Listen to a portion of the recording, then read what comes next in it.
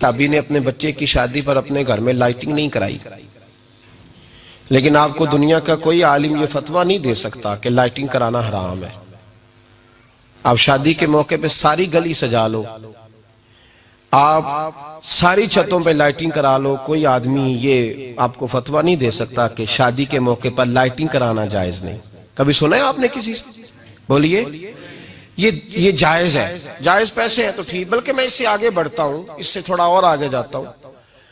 हजरत Ayesha Siddiqa रज़ी अल्लाह ताला अन्हा फरमाती हैं, मेरा जो कमरा था ना जिसमें मैं हुजूर के साथ रहती थी और एक लंबा जिंदगी का अरसा गुजारा, उसमें 3 आदमी सो सकते थे, चौथे के लिए जगह ही नहीं थी और कच्चा था। खजूर के तने खड़े करके उस पर खजूर के पत्तों की छत डाली गई थी। मैं जब हाथ उठाती थी तो मेरा हाथ अपनी छत को छू जाता था। ये है सुन्नत नबी पाक की, ये हुजूर का तरीका है। बताइए पक्के घर में, लेंटर वाले घर में रहना जायज के ना जायज? क्यों जी? हुजूर तो कच्चे मकान में रहते थे, आपने कैसे पक्का बना लिया?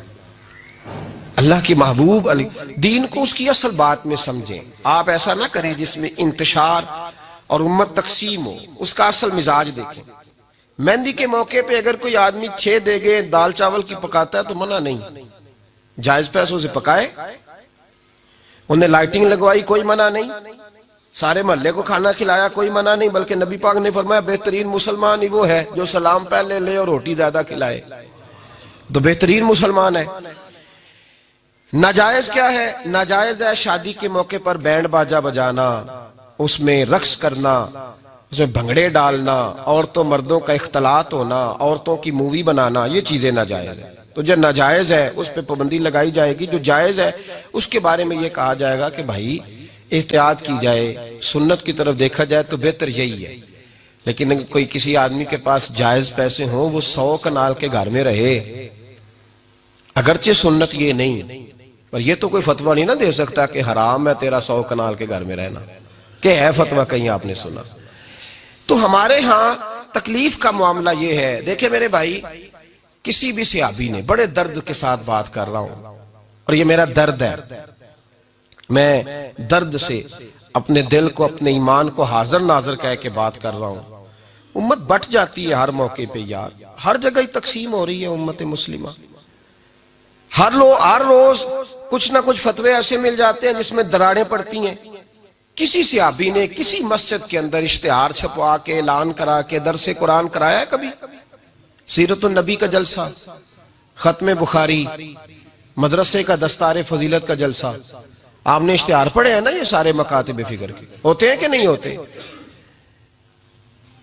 किसी सहाबी ने इस तरह, वो तो रोज दरसे कुरान देते थे, लेकिन इस तरह इश्तिहार छपवा के, पोस्टर लगा के, और मिस्र से किसी सहाबी को स्पेशल बुलवा के या यमन से बुलवा के मस्जिद के अंदर कभी दरसे कुरान के इज्तिमात कराए, सीरतुन नबी के जलसे, खत्म बुखारी के? ओ भाई, ये सारी चीजें हुजूर के सहाबा की सुन्नत से मुरवजा अंदाज में साबित नहीं। मुझे बता मेरे भाई, मैं दर्द के साथ तुझसे सवाल करता हूं कि सीरतुन नबी के जलसे में तू पेशावर से मौलाना बुलाए, पिंडी से बुलाए, तू गुजरात और कराची से लोगों को बुला करके अगर सीरत का जलसा कराए और तू उसमें एक आदमी को कराची से बुलवाया जा रहा है तो तूने उसको 20,000 की टिकट भी दी और इश्तिहार पे भी जलसे पे खर्च हुआ, फिर लंगर भी पका, खाना भी तूने खिलाया, ना तुझे कोई बेवा याद आई, ना तुझे कोई मिस्कीन याद आया, ना तुझे कोई गरीब याद आया। हालांकि कहना चाहिए था ना, ये जो लाख रुपया लग रहा है किसी बेवा की खिदमत कर देनी चाहिए, यतीम को दे देना चाहिए। दर्द के साथ बात कर। सवाल मेरा ये है कि वही काम जो सीरत के जलसे में होते हैं, पहले तिलावत होती है, फिर नात होती है, फिर किसी आलिम का बयान होता है, वही काम सिर्फ नाम बदल के किया जाए, ईद मिलादुन नबी नाम रखा जाए सल्लल्लाहु अलैहि वसल्लम। ये मैं आपके ज़हनों पे दस्तक दे रहा हूं, तकरीर नहीं कर रहा, सिर्फ दस्तक दे रहा। ओ भाई देखो, एक आदमी वही काम नाम बदल के करे तो जायज है, और अगर उसमें नबी पाक के मिलाद का नाम रख लिया जाए या नात का नाम रख लिया जाए तो फिर मुझे इजाजत दे, मैं तुझसे सवाल करूं कि सिर्फ तुझे हुजूर की तारीफ पूरी लगती है? फिर मुझे इजाजत दे कि मैं तुझसे पूछूं कि सिर्फ तुझे नात अच्छी नहीं लगती?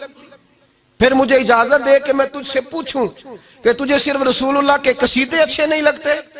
दे मुझे इजाजत कि मैं तुझसे सवाल करूं कि जहां जिक्र रसूल की बात आए वहां तू परेशान क्यों होता है? तुझे पता ही नहीं ये तो वो जिक्र है कि रब फरमाता है तुम बयान करो ना करो वरफा ना अल्लाह का जिक्र। महबूब मैंने खुद तेरे चर्चे सारी दुनिया में बुलंद फरमा दिए। और नबी पाक ने पूछा हजरत जिब्रील से कि चल जिब्रील तू बता मेरी उम्मत को पता चले रब ने मेरा जिक्र कैसे बुलंद किया है। तो जनाब जिब्रील कहने लगे महबूबा रब फरमाता है मेरे नबी से कह दे जहां जहां तेरे रब का जिक्र होगा वहां वहां तेरा भी जिक्र होता रहेगा। ये तो मोहताज ही नहीं किसी का।